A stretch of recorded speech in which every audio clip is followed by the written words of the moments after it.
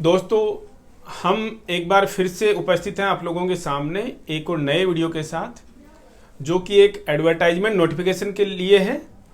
यहाँ आप देख सकते हैं स्क्रीन पर, ये वीडियो है नेशनल इंस्टीट्यूट ऑफ होम्योपैथी में नर्सिंग कैडर से रिलेटेड कुछ पोस्ट के लिए। तो चलिए डिस्कस करते हैं क्या है इस वीडियो में। आप देख सकते हैं ये वैकेंसी नोटिफिकेशन है NIH का, कोलकाता इंस्टीट्यूट का, और इसमें नर्सिंग कैडर की कुछ पोस्ट हैं। यहाँ पर आप सीरियल नंबर 2 पर देखिए। यहाँ सीरियल नंबर 2 पर देख सकते हैं आपको नर्सिंग कैडर में ग्रेड 1 और ग्रेड 2 की पोस्ट हैं, सीरियल नंबर 2 और 3 पर।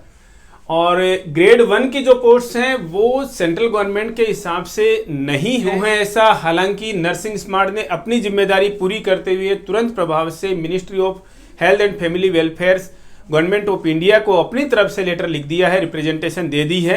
अगर आप चाहते हैं कि आप भी इस बारे में कुछ कंट्रीब्यूट करना चाहें अपनी तरफ से, कि ऐसी आप सोचेंगे सर 1 पोस्ट है 6 पोस्ट है, हम क्यों इस बारे में इतना टेंशन लें, वो अपने अपने स्तर की बातें हैं। नर्सिंग कैडर का आपका कहीं पर भी कोई पोस्टिंग है वो हमारे घर की पोस्टिंग है, और कैडर को सुरक्षित रखना, कैडर का संरक्षण करना ये आपकी मेरी सभी की जिम्मेदारी है।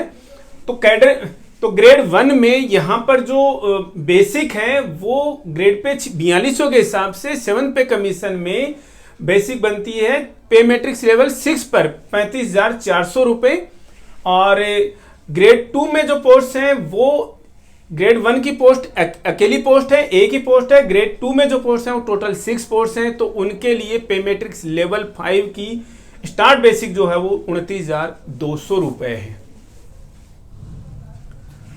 यहां डिस्कस कर लेते हैं कितनी पोस्ट हैं। यहां पर ग्रेड 1 में केवल एक पोस्ट है जो कि अनरिजर्व्ड कैंडिडेट के लिए है, और ग्रेड 2 में जो पोस्ट हैं वो टोटल 6 पोस्ट हैं, जिसमें से 2 अनरिजर्व्ड कैंडिडेट्स के लिए, 2 OBC, 1 SC और 1 EWS के लिए हैं। कुछ एक बातें और डिस्कस करते हैं। ग्रेड 1 की बात करें तो टोटल 1 पोस्ट के बारे में हम डिस्कस किया। ग्रुप कैटेगराइजेशन इसका ग्रुप B की पोस्ट है, 4200 के ग्रेड पे रहते हुए भी। आप बोलेंगे सर ये इंस्टीट्यूट के हिसाब से होगी, नहीं ऐसा नहीं है।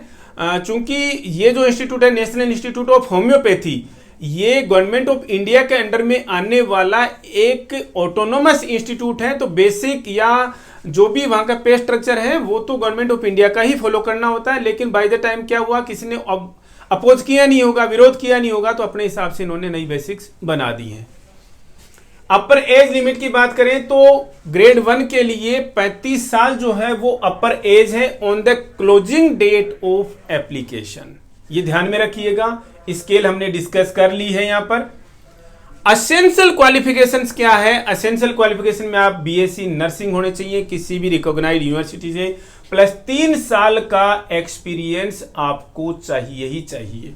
ये असेंशियल क्वालिफिकेशन में है, ना कि डिजायरेबल में। डिजायरेबल में केवल इतना है कि जो आपका एक्सपीरियंस है वो अगर आपका सर्जिकल इंस्ट्रूमेंट्स के हैंडलिंग में हुआ, यानी कि OT का एक्सपीरियंस हुआ, तो आपको वरीयता दी जाएगी। ये आपके एसेंशियल क्वालिफिकेशन में नहीं है।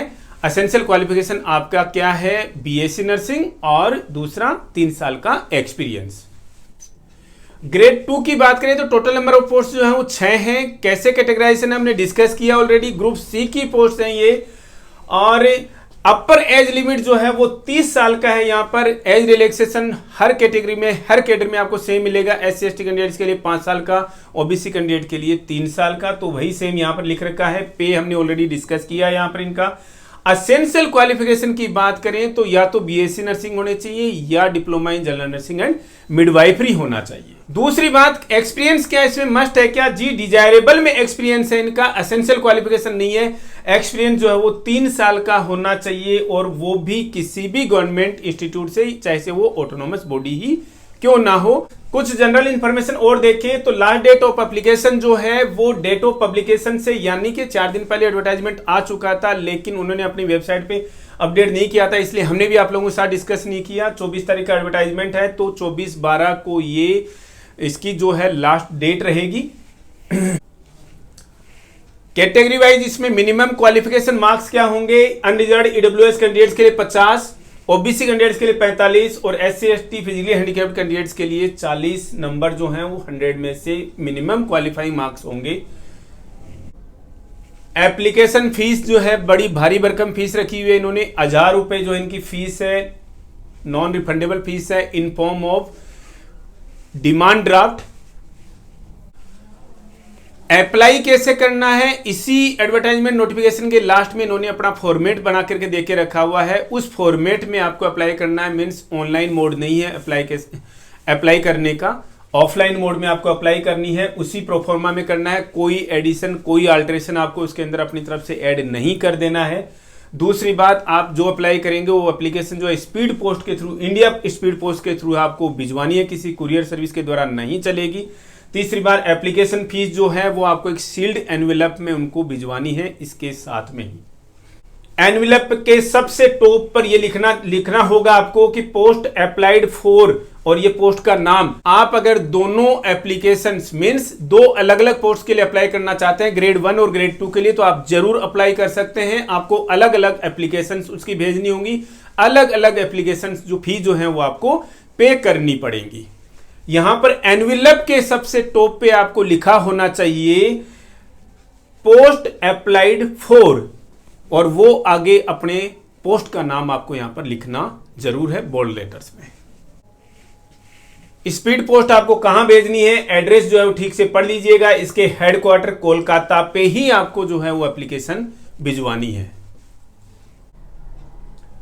यहां पर डॉक्यूमेंट्स की जो लिस्ट आपको पूरी दिखा रखी है वो प्लीज ध्यान से पढ़ लीजिएगा, और एक एक डॉक्यूमेंट जो है वो आपको टिक करते हुए चेक लिस्ट के हिसाब से आपको साथ में भिजवाना है।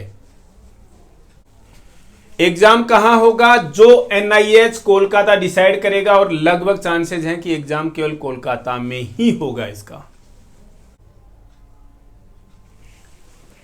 आप यहां पर देख सकते हैं ये प्रोफॉर्मा है एप्लीकेशन का, और इसी का प्रिंट आपको निकाल लेना है। और बोल्ड लेटर्स में हमेशा एप्लीकेशन फॉर्म जो है आपको बोल्ड लेटर्स में फिल करना होता है, कभी भी स्मॉल लेटर्स का प्रयोग में मत लाइए। ये आपका पूरा 2 पेज का एप्लीकेशन प्रोफॉर्मा है, और एक एक जो जानकारी है आपको ठीक से इसमें फिल करनी है। वैकेंसी नोटिफिकेशन का PDF जो है आप इसकी ऑफिशियल वेबसाइट nis.nic.in से वैकेंसी सेशन में भी जाकर के ले सकते हैं। यहाँ पर आप देखिएगा ये लिखा हुआ है यहाँ पर वैकेंसी, इस पर क्लिक कीजिएगा और ये लिखा हुआ है advertisement for direct recruitment published in the employment news dated November 27, 2021 as page number 35 and click to download file. आपके पास में ये नोटिफिकेशन जो इसका डिस्प्ले हो जाएगा। आज के इस वीडियो में इतना ही, मिलते हैं नेक्स्ट अपडेट के साथ।